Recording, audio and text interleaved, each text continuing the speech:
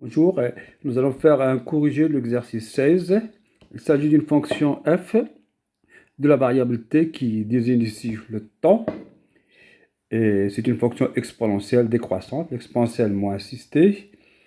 Alors évidemment, ici le temps il est positif, donc on travaille sur R+, hein, ce n'est pas indiqué, mais c'est positif. Alors première question, c'est la température initiale 0. Alors on initialise le temps à t égale 0, donc f de 0 égale, eh bien, c'est 152 fois l'exponentielle 0 plus 28. L'exponentielle 0, c'est 1. Hein? Donc, c'est 180 degrés Celsius. Ici. Hein? Voilà, c'est la température initiale du corps. Ça, c'est la question A. La question B, au bout de combien de temps la température sera-t-elle égale à 30? Ça veut dire qu'il faut chercher T, tel que f de T égale 30. Donc, c'est une équation dans l'inconnu. Alors, ça, c'est équivalent tout simplement à dire que 152 exponentielle moins 6t plus 28 égale à 30. Alors, évidemment, c'est en degrés, hein, degrés Celsius, hein, toutes les températures ici. Eh bien, cette équation, on sait comment la résoudre. On va mettre tout de côté et garder l'exponentielle à gauche. Donc, ça, c'est équivalent à dire que 152 moins 6t égale 30, 28 égale 2. Donc, ça, c'est égal 2. Donc, après, on passe le 152 de l'autre côté. Donc, ça fait moins 6t égale 2 sur 152 égale 1 sur 76. Voilà. Et maintenant, avec le logarithme, on met le logarithme d'un côté et de l'autre. Vous voyez, a égale b, donc le logarithme de a égale le logarithme de b.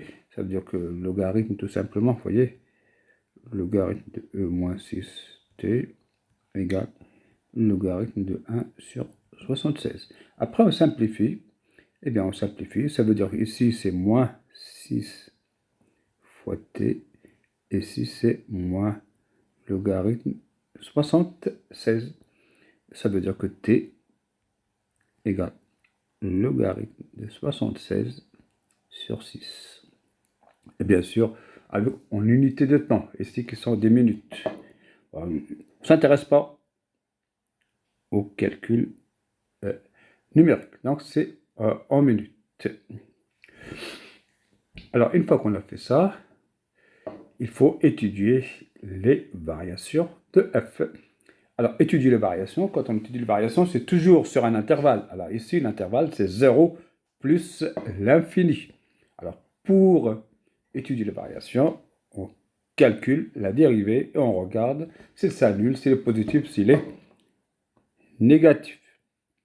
Eh bien, nous allons f' de t égale donc 152 fois moins 6 fois l'exponentielle moins 6t. Vous voyez, on a exponentielle u, c'est u' exponentielle u. Alors, u c'est moins 6t, donc u' c'est moins 6c. D'accord? C'est facile, c'est rapide, hein. On peut le faire directement. Ben, ça veut dire que, bon, ici, qu'est-ce qu'on doit faire? On se pose la question, est-ce que cette dérivée s'annule? Ben, la question est non, on peut pas, l'exponentielle ne peut pas être nulle. Alors, donc, est-ce qu'il est positif? Est-ce qu'il est négatif? Eh bien, positif, positif, négatif. Donc, il est toujours strictement négatif.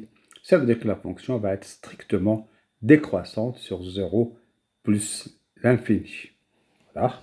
On fait le tableau de variation pour résumer tout ça.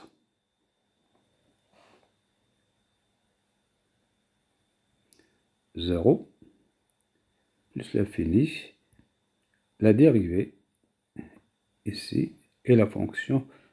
Alors, la dérivée, il est toujours négatif. Fonction strictement décroissante. Alors maintenant, évidemment, il faut calculer la température initiale, c'est déjà fait, c'est 180, 0. Et maintenant, quand t tend vers plus l'infini, quand le temps devient très très très grand, qu'est-ce qui se passe? Alors, on ne va pas justifier, mais rapidement, justifier rapidement. Alors ici, on a l'exponentielle moins 6t. Alors, si t tend vers plus l'infini, vous voyez bien que moins 6t, ça tend vers moins l'infini. Et l'exponentielle au moins l'infini, ben, ça tend vers 0. Vous voyez, la limite, quand x tend vers moins l'infini, l'exponentielle de x, c'est 0. Donc ici, cette exponentielle va tendre vers 0. Et évidemment, on multiplie par 200, 152 fois 0, ça fait 0. Et après, plus 28. Donc il va rester ici, la limite, c'est 28. Donc la limite, quand t tend vers plus l'infini de f de t égale 28. Voilà, donc une justification heuristique comme ça à l'œil, hein, d'accord, comme ça, donc pas la peine d'écrire des justifications.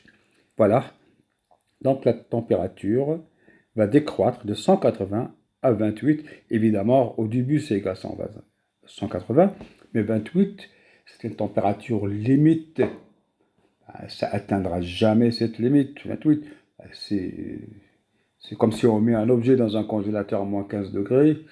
On peut laisser l'objet peut-être un siècle, on ne sait pas trop si ça va être vraiment, ça va s'approcher indéfiniment de moins 15, mais ce ne sera jamais égal à moins 15. Voilà, donc on va résumer tout ça avec un petit graphique, avec l'allure de la fonction.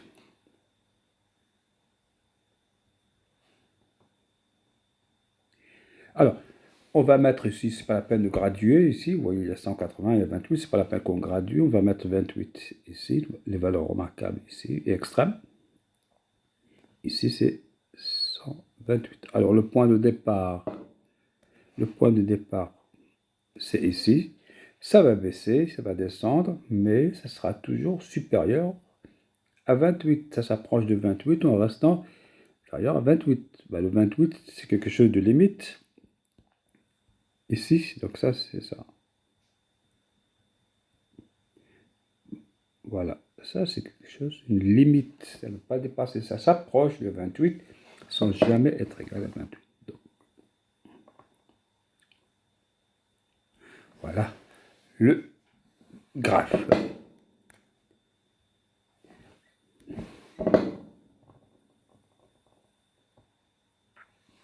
Bon, il y a toujours le petit bout. Hein. Voilà, donc pour cet exercice